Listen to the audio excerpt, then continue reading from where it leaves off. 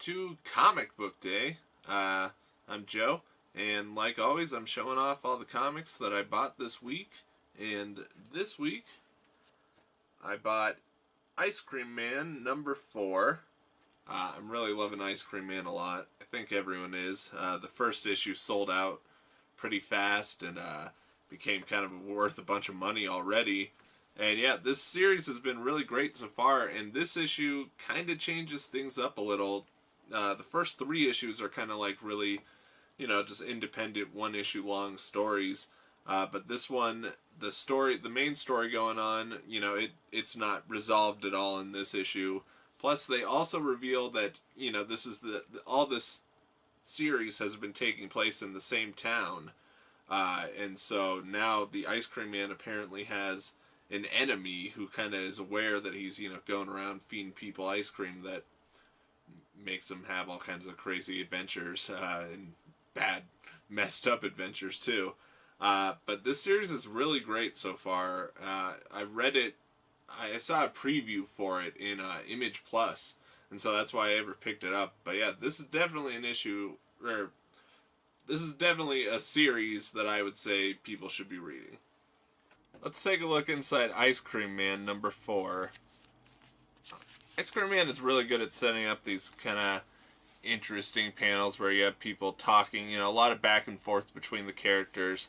And then they also have these really kind of like artsy kind of, panels that really stand out from the rest of the story to kind of emphasize that, like, this is a flashback, basically, these 3 panels. And then it always does such a good job of having really messed up kind of horror elements to it. I love this where the dogs are operating on him. It's just so weird that they are dogs. And then, of course, this is him getting tickled with feathers by skeletons wearing the Ice Cream Man's hat. And they also do just like this really good, here's just a bunch of the same panel, but it keeps kind of morphing and getting worse and worse, and more traumatizing for this kid who's crying ice cream, maybe it kind of looks like. I love how messed up this comic can be. I mean, look at that weird ice cream monster. And then at the back here, that is Caleb, the Ice Cream Man's enemy? Boss? I don't know who he's really going to be, but the Ice Cream Man is not happy to see him, and so I'm really interested to see where that's going to go. This is Kill or Be Killed, #18. This is a series, still, it's getting better and better. I really like it as it's kind of building up towards I think it's building up towards its conclusion. I imagine it must be. And this issue is all about kind of going into who the copycat vigilante killer is, who copied our main hero, or I don't know, our main character. And this issue shows off how the cops are investigating that guy, and then it kind of follows after they close the case and say that the copycat is the original vigilante. You see Detective Sharp going through and still investigating, thinking that they didn't really get the right guy. And also this issue kind of ends with like a reveal that one of the cops is kind of helping the Russian mob look for Dylan, the main character. So I think this must be coming to a conclusion soon, and I'm really excited to see how it goes. This is The Hunt for Wolverine, #1. This is a one-shot comic either ways. I don't know, I wasn't too interested by this, really. I mean, Marvel already had put out, those little, like, 2- and 3-page stories in different comics that was, like, the return of Wolverine. So I already knew that he wasn't encased in adamantium, which is kind of the big reveal in this comic, just that, he wasn't always encased in adamantium. Instead, that the X-Men used Kitty Pryde to get his body out of there and then just buried him. And now, they find out that his grave is empty, so, it becomes, did Wolverine come back? Did someone steal his body and clone him? Or did they just steal his body for some other reason? This does show where there's, Wolverine is out there somewhere. at least in a dark, weird secret room that they show being kind of controlled by someone. But that also doesn't match up with at least what I read out of those kind of little Return of Wolverine stories. But I didn't read all of those because I didn't buy all the comics that they were in. But I'm not really that excited about all of these, Hunt for Wolverine kind of comics. These 4 comics, that's also a big part of, this comic is setting up these 4 comics that are going to come out. And I'm not really interested. Maybe in, like, the one with Daredevil and the one with the New Avengers, or, a lot of the New Avengers. That might be kind of interesting to see just because those are 2 character, teams that I like. And I don't know, though. I'd rather just see Wolverine come back already. They don't need to do this big build-up, I kind of feel like, because everyone knew they were going to bring him back.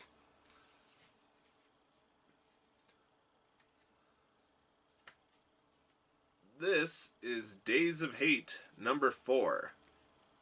I'm liking this comic a lot, but it has been really, like, kind of slow to build to the story. I think we're starting to kind of get more of an idea of how, like, involved, one of the main characters is. The whole time they've been looking for her wife, who is a terrorist in the eyes of this, like, white supremacist-run government. But now we kind of have an idea that, they're both kind of in on things, but also the wife who's out on the run doesn't know that, now her wife is probably about to turn her in and reveal that she's, at least what city she's in right now. Days of Hate has a really interesting art style that I've been enjoying. I like the page layouts a lot, but I really like the way that the artist has kind of a focus on people's eyes, I feel like. At least when I'm reading this, the eyes on people are always standing out to me. And, especially here, you get a big focus on the guy's eyes. And then also, it's got these really great, entirely wordless panels, or pages to it sometimes. Panels and pages. But yeah, I like that. Here's one where they're just kind of like driving down the street. But then at the end, it really has this great sequence of multiple pages with no words. But it really still builds great tension, especially how they kind of start shrinking the images down and the panels down. And then here you get kind of focus all on the one character. It's really builds suspense through the art in a very good way, and I like to see a comic really like taking advantage of the art that way. This is The Flash number 45. This issue, finally, Iris West and Wally West get to meet up. This wasn't a very action-packed issue at all, but I liked it still. Most of it was about Iris and Barry talking about, the Flash, and, what it kind of means for, Barry putting on, the character of the Flash, and whether or not, he's really the Flash, or whether or not he's really Barry Allen. Iris was kind of trying to figure out, where he stands. And then it was, good to see kind of, when the New 52 came around, they kind of took away a lot of, like, the characters' relationships, like their like romantic relationships, and then kind of did away with some of the like sidekick relationships. The Flash definitely, him and Iris West were broken up, and Wally West was just completely written out for a long time. So it's nice to see those two things kind of come to a conclusion where it's like finally Barry and Iris are like back together, and Wally West is back more or less in the world. This is Spider-Gwen number 31. This issue we get to see more of Gwen hanging out with the Gwen Stacy from another universe, a non-Spider-Gwen. And we also kind of get kind of a twist where we find out that actually she did go on to become Spider-Gwen, and there's a whole council of Spider-Gwens. That just like there's kind of a council of Spider-Men from all the different multiverses. The end of this issue is really interesting though, because it's Gwen going to reveal her identity to J. Jonah Jameson and kind of take control of the Spider-Woman narrative. And this is the Terrifics, number 3. So far I like this comic. It's kind of, I think I said it when I was talking about Marvel 2-in-1. This is kind of like DC's answer to the Fantastic Four right now. And so far there hasn't been that much of a building story. It's kind of these little individual fights, kind of. I mean, this one they're going after this giant war wheel that just out of nowhere comes after them, and they have to take it down as a team. Even though this comic is kind of ripping off the Fantastic Four, I still really enjoy it just because I like that dynamic that is in the Fantastic Four. I mean, this one is kind of like the old, like 60s and 70s issues where like the Thing and the Human Torch are fighting nonstop, only it's Metamorpho and Plastic Man this time.